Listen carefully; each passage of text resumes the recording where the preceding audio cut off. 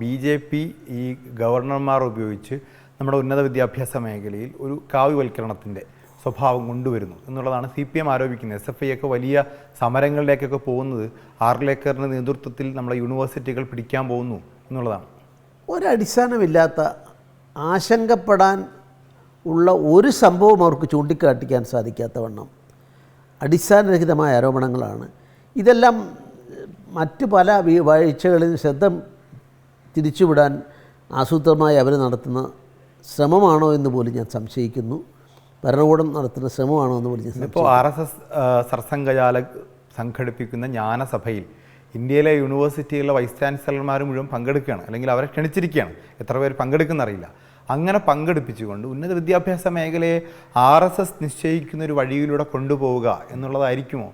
അല്ല, ഈ അങ്ങനെയുള്ള നാടിൻ്റെ പുരോഗതിക്ക് വേണ്ടി എക്കാലത്തും RSS സജീവ താല്പര്യം കാണിച്ചിട്ടുണ്ട്. ഇപ്പോൾ 62-ലെ 65-ലെയും 2 യുദ്ധങ്ങളെ നേരിട്ടു. ജവഹർലാൽ നെഹ്റു തന്നെ നേരിട്ട് RSSനെ ചൈനയുടെ യുദ്ധം ഉണ്ടായ അവസരത്തിലുള്ള സ്വാതന്ത്ര്യദിനത്തിലെ പരിപാടിയിലും ഒക്കെ ഉണ്ടായിട്ടില്ലേ. നമ്മുടെ പാർലമെൻറ്റിൽ മഹാത്മാഗാന്ധിയോ അതുമല്ലെങ്കിൽ ജയപ്രകാശ് നാരായണനോ ഉന്നതരായ വ്യക്തികൾ പാർലമെൻറ്റ് അംഗങ്ങളായിരുന്നിട്ടില്ലാത്ത ആളുകൾ അവർ നമുക്ക് നഷ്ടപ്പെടുമ്പോഴാണ് അതൊരു നമ്മുടെ വലിയ നഷ്ടമാണ് രാഷ്ട്രത്തിനെന്ന് കരുതുമ്പോഴാണ് പാർലമെൻ്റ് ഒരു ആദരാഞ്ജലി അർപ്പിക്കുക. അങ്ങനെ ആദരാഞ്ജലി അർപ്പിച്ച ആളല്ലേ RSSൻ്റെ ഏറ്റവും വലിയ സൈദ്ധാന്തികമായി ഏറ്റവും ഉയർന്ന തലത്തിൽ നിന്ന ഗുരുജി ഗോൾവൽക്കർ. അതിൽ ഇന്ദിരാഗാന്ധി അല്ല അനുശോചനം സംഘടിപ്പിച്ചത്. എല്ലാവരും പങ്കാളികളായില്ലേ. അതുപോലെ തന്നെ നമ്മുടെ രാജ്യത്തെ സംബന്ധിച്ചിടത്തോളം സവർക്കർക്ക് ആദരാഞ്ജലി അർപ്പിച്ചില്ലേ. അപ്പോൾ ഇങ്ങനെയുള്ള അപൂർവ വ്യക്തിത്വങ്ങളെ അംഗീകരിച്ച പ്രസ്ഥാനങ്ങളും ആശയങ്ങളും അതിനോട് അഭിപ്രായ വ്യത്യാസം ഉണ്ടായേക്കാം ചിലർക്ക്. പക്ഷേ അതിൻ്റെ പേരിൽ അതൊന്നും പാടില്ല എന്ന് പറഞ്ഞുള്ള ഇത്തരം ഒരുതരം അവ്യവസ്ഥയിലേക്ക്, വെല്ലുവിളികളിലേക്ക്, സത്യത്തെ കുഴിച്ചു മൂടുന്ന തരത്തിലുള്ള പ്രചരണങ്ങളിലേക്ക് ഇപ്പം നമ്മുടെ കേരളമൊക്കെ മാറുകയാണ്. അതിലാണ് ദൗർഭാഗ്യകരമായ. ഗവർണർ പദവി തന്നെ വേണ്ട എന്നൊരു ചർച്ചയിലേക്കാണ് വീണ്ടും CPM കൊണ്ടുപോകുന്നത്. കാരണം ഈ അർലേക്കറൊക്കെ ചെയ്യുന്ന പോലെ സംസ്ഥാന ഭരണത്തേക്ക് പിടിച്ചടക്കാൻ സമാന്തര സംവിധാനം ഉണ്ടാക്കുന്നതുകൊണ്ട് ഈ ഗവർണർ പദവിയേ വേണ്ട എന്നുള്ളതാണ് ഇപ്പോൾ നടക്കുന്ന പ്രചരണം. അവരുടെ അജ്ഞത ഓർത്ത് ഞാൻ ലജ്ഞിച്ച് തല താഴ്ത്തുകയാണ്. ഈ കാര്യം എന്നോ നമ്മുടെ നിയമനിർമ്മാണ സഭ ബേസിക്കായ കാര്യമായി ചർച്ച ചെയ്തതാണ്. 3 തരത്തിൽ ഗവർണർമാരെന്ന് പറഞ്ഞാൽ തിരഞ്ഞെടുക്കപ്പെട്ട ഗവർണറായിരിക്കണം. ഒരു ഗവർണർ ഒരാളെ വ്യക്തി അയാൾ ഇലക്ഷൻ മത്സരിച്ചിട്ട് ജനങ്ങളുടെ ഭൂരിപക്ഷ പ്രകാരം വേണം. മുഖ്യമന്ത്രി ഇന്നത്തെ പാർലമെൻ്ററി സിസ്റ്റം പ്രകാരമുള്ള അസംബ്ലി തെരഞ്ഞെടുപ്പുകളിലൂടെ വരണം. ഇത് രണ്ടും ചർച്ച ചെയ്തതല്ലേ. അപ്പോൾ എന്തുകൊണ്ടാണ് ഒരു സ്ഥലത്ത് രണ്ട് ഭരണ കേന്ദ്രങ്ങൾ ഉണ്ടാവാൻ പാടില്ല? അതേസമയത്ത് കേന്ദ്ര സർക്കാരിൻ്റെ താല്പര്യം സംരക്ഷിക്കണം, രാജ്യത്തിൻ്റെ താല്പര്യം സംരക്ഷിക്കണം. ഇപ്പോൾ കേരളത്തിലും തമിഴ്നാട്ടിലൊക്കെ ഗവർണർമാരെക്കുറിച്ച് മറിച്ചൊരു ചർച്ച നടക്കുമ്പോൾ ഇപ്പോൾ താങ്കളുടെ അഭിപ്രായം പറഞ്ഞു, ഒരു പ്രശ്നം ഉണ്ടാകുമ്പോൾ അല്ലെങ്കിൽ എന്തെങ്കിലും ഒരു ആശയക്കുഴപ്പം ഉണ്ടാകുന്ന സമയത്ത് ഒരു ചായ കുടിക്കാൻ വിളിച്ച് പ്രശ്നം പരിഹരിക്കാവുന്നേ ഉള്ളൂ.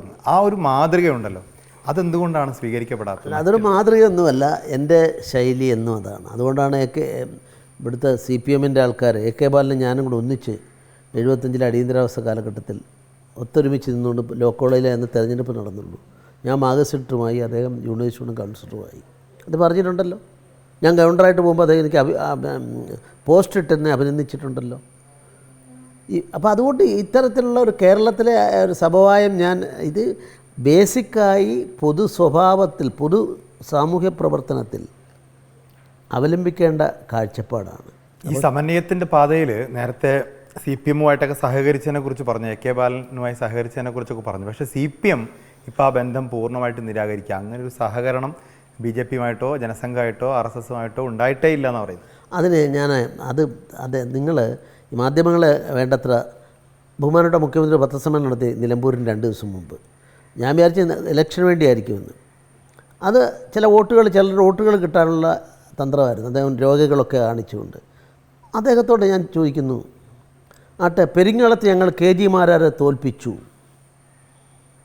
കോൺഗ്രസും പെരിങ്ങളത്ത് കാൻഡിഡേറ്റ് KG മാരാരായിരുന്നു. O രാജഗോപാൽ 80-ലെ തെരഞ്ഞെടുപ്പിൽ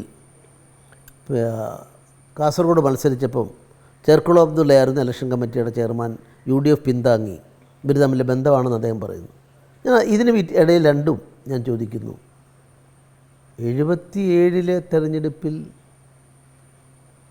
KG മാരാർ ഉദുമയിൽ സ്ഥാനാർത്ഥിയായിരുന്നില്ലേ? അദ്ദേഹം അവിടെ LDFൻ്റെ കാൻഡിഡേറ്റ് ആരായിരുന്നു? KG മാരാരായിരുന്നില്ലേ? ഈ പറഞ്ഞ RSSൻ്റെ പ്രചാരകനായിരുന്നില്ലേ? ശിവദാസ മേനോന് വേണ്ടി LK അദ്വാനി പാലക്കാട്ട് വന്നിട്ട് തെരഞ്ഞെടുപ്പ് കൺവെൻഷൻ ഉദ്ഘാടനം ചെയ്തില്ലേ?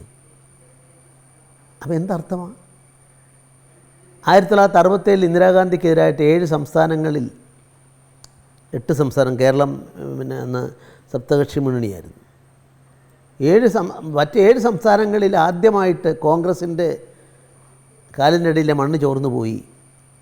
സംയുക്ത വിധായകദൾ മന്ത്രിസഭകളുണ്ടായി. ജനസംഘം CPM ഒക്കെ ഉണ്ടായിരുന്നു. അതിൽ ബീഹാറിൽ ഒന്നിച്ച് ജനസംഘവും കമ്മ്യൂണിസ്റ്റ് പാർട്ടിയും ഒന്നിച്ച് ഭരിച്ചില്ലേ? മന്ത്രിമാരുണ്ടായിരുന്നില്ലേ? പിന്നെ ഇത് യൂണിവേഴ്സിറ്റിയുടെ എതിരെ നിങ്ങൾ പറയുന്നത് ഞാൻ ചരിത്രം എന്തുകൊണ്ടാണ് ഇപ്പോൾ അവർ നിഷേധിക്കാനുള്ള കാരണം? നിഷേധിക്കാൻ അവരെന്നും അങ്ങനെയാണ്. സത്യത്തിന് നേരെ മുഖം തിരിക്കും. അല്ലെങ്കിൽ അല്ലെങ്കിൽ ആരും കാണണ്ട പൂച്ച പാല് കുടിക്കുന്ന പോലെ കണ്ണടച്ചിട്ട്. അതിനും രാഷ്ട്രീയ ലക്ഷ്യം ഉണ്ടായിരിക്കുമല്ലോ. ഒരു ലക്ഷ്യമല്ല, അത് ദയനീയമായ പരാജയമാണ് കാണിക്കുന്നത്. ഇപ്പം ഞാൻ അവരോട് ചോദിക്കാൻ ആഗ്രഹിക്കുകയാണ്, ഇത്തരം കാര്യങ്ങളിൽ ഇങ്ങനത്തെ നിലപാട് സ്വീകരിക്കുന്നത് എന്തർത്ഥമുള്ളത്? CPMനെ സംബന്ധിച്ചിടത്തോളം CPM ഇന്നൊരു CPM എന്നൊരു പാർട്ടിയായി, അംഗീകൃത പാർട്ടിയായി നിൽക്കുന്നത് അടൽ ബിഹാരി വാജ്പേയിയുടെ ഔദാര്യം ഉണ്ടായതുകൊണ്ടല്ലേ? ഒരു ദേശീയ പാർട്ടിയായി നിൽക്കാൻ CPMന് അർഹതപ്പെട്ട 3 കണ്ടീഷനുകളും പാലിക്കാൻ സാധിക്കാതെ വന്നപ്പം ഒരു പാർട്ടി നിലനിൽക്കട്ടെ എന്ന് കരുതിയിട്ട് അതിവർ പോയി കണ്ടിട്ടല്ലേ? വാജ്പേയിജിയുടെ വീടിൻ്റെ മുന്നിൽ കൂടെ പോയോ പിന്നെ കൂടെ തലമുണ്ടിട്ട് പോയോ? ഞാൻ അതിലേക്കൊന്നും പോകുന്നില്ല. പക്ഷേ കണ്ട് ഇങ്ങനെയാണെന്ന് പറഞ്ഞപ്പോൾ ജനാധിപത്യവാദിയായ വാജ്പേയി നിയമത്തിൽ ഭേദഗതി വരുത്തിക്കൊണ്ട് അവർക്ക് ദേശീയ പാർട്ടിയെ നിൽക്കാൻ സാധിച്ചുകൊണ്ടല്ലേ ഇന്ന്, അല്ലെങ്കിൽ അംഗീകൃത ദേശീയ പാർട്ടി അല്ലാതാകുമായിരുന്നില്ലേ?